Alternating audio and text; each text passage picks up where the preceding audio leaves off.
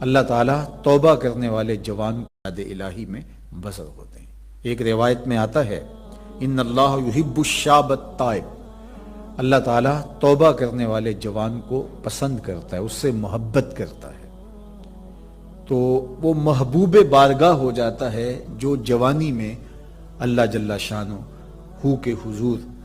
رجوع کرتا ہے۔ یا کسی نے کہا تھا در جوانی توبہ کردن شیوائے پیغمبری، وقت پیری گرگ ظالم می شود پرہیزگار۔ جوانی میں توبہ کرنا پیغمبروں کا شیوا ہے۔ جب بوڑھا ہو جائے، دانت ٹوٹ جائیں، پنجوں میں زور نہ رہے، تو بھیڑیا شکار چھوڑ کر کے شریف بن کے بیٹھ جائے،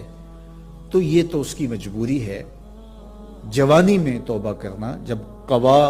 مضبوط ہوں، جب شباب کی جولانیاں ہوں، جب آرزویں جواں ہوں، جب خواہشیں پگلی ہوں، اور پھر اس کے باوجود اپنی خواہشات کو کنٹرول میں رکھنا، اپنی آرزوؤں کو لگام ڈال دینا اور اپنی تمناؤں کو حصار میں رکھنا اور اللہ سے ڈر کے گناہوں کو چھوڑنا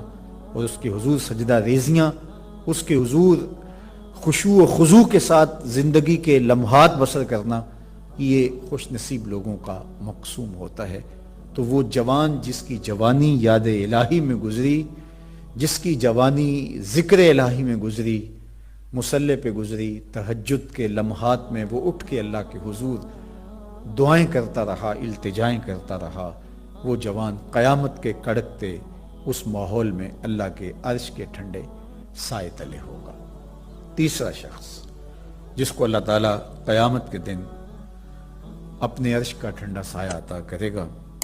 وَرَجُلٌ قَلْبُهُ مُعَلَّقٌ بِالْمَسَاجِدِ، وہ شخص جس کا دل مسجد کے ساتھ جڑا ہوا ہے، مسجد کے ساتھ لٹکا ہوا ہے، مسجد کی ملازمت، مسجد کی حاضری، مسجد کی صفائی، مسجد کی ستھرائی، مسجد کی پاکیزگی کے لیے کوشش، مسجد کی تعمیر، مسجد کی تزئین اور مسجد کی آبادی کے لیے دن رات کوشاں رہا، ایک نماز کے بعد دوسری نماز کا انتظار کرتا ہے، تو یہ خوش نصیب وہ ہے جس کا دل جڑا ہوا ہے مسجد کے ساتھ۔ ایک جلیل القدر نام آپ نے سنا ہے، اور وہ ہے ربیع بن خثیم رضی اللہ تعالیٰ عنہ۔ انہیں حمامت المسجد کہا جاتا تھا، مسجد کا کبوتر۔ تو یہ کہا کرتے تھے اس قدر مسجد میں رہتے تو کہتے مجھے اچھا لگتا ہے کہ میں اللہ کے گھر میں رہوں۔ تو یہ فرمایا کرتے تھے کہ جس دن اذان ہو اور مجھے مسجد میں نہ پاؤ تو سمجھ لینا کہ میرا انتقال ہو گیا۔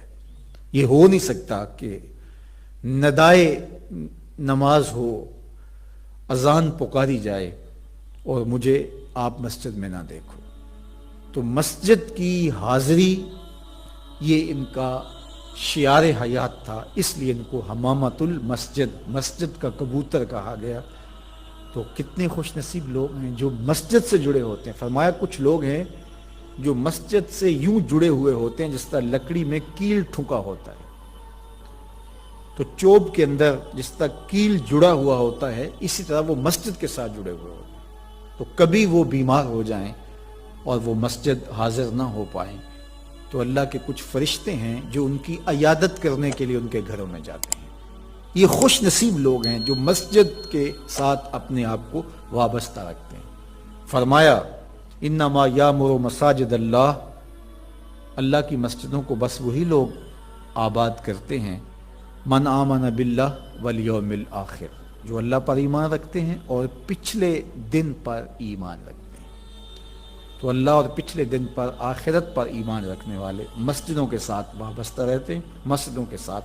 جڑے رہتے ہیں۔ اور آقا کریم علیہ السلام نے مسجد کی تعمیر کی فضیلت بیان کرتے ہوئے ارشاد فرمایا من بنا مسجدن یبتغی بہ وجہ اللہ، جس نے اللہ کی رضا کے لیے مسجد تعمیر کی، نام و نمود کے لیے نہیں، کسی اور غرض کے لیے نہیں، اللہ کی رضا جوئی کے لیے مسجد کی تعمیر کی، بن اللہ لہ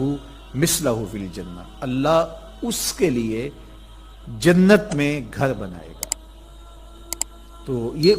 بلکہ پوری مسجد بھی نہیں، آدھی اینٹ کے برابر بھی اگر کسی نے مسجد کی تعمیر میں حصہ ڈالا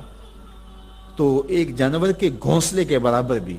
کسی نے مسجد کی تعمیر کی تو اس کے لیے بھی یہ فضیلت بتائی گئی کہ جنت میں اس کو محل دیا جائے گا، قصر دیا جائے گا۔ تو یہ اللہ کے پاکیزہ گھر ہیں، مساجد بیت اللہ کی بیٹیاں ہیں، کعبۃ اللہ کی بیٹیاں ہیں، یہ اللہ کے پاکیزہ گھر ہے، خیر الاماکن،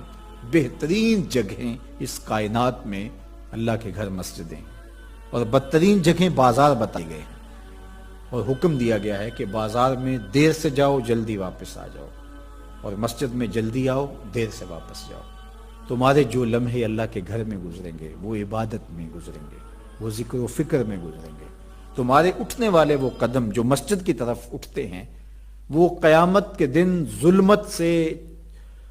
نجات کے ضامن ہوں گے، وہ چراغ بن کے تمہاری زندگی، آخرت کی زندگی کے اندر چراغاں کر دیں گے۔ تمہیں جنت کی طرف لے جانے والے وہ قدم ہیں جو مسجد کی طرف اٹھتے ہیں، مسجد کی طرف بڑھتے ہیں۔ تو اللہ کے پاکیزہ گھروں کی طرف ہمارا رب، ہمارے قلب کا تعلق، ہماری محبت کا رشتہ، یہ ہمارے دین کا تقاضا ہے۔ اللہ اور پچھلے دن پر، آخرت پر مضبوط عقیدہ مسجد سے ہمیں جوڑتا ہے۔ کبھی کسی مجبوری کی وجہ سے مسجد جانے سے قاصر ہوں، بیمار پڑ گئے ہیں، مسجد نہیں جا سکتے، یا حالات ایسے ہیں جس طرح آج کل کے حالات ہیں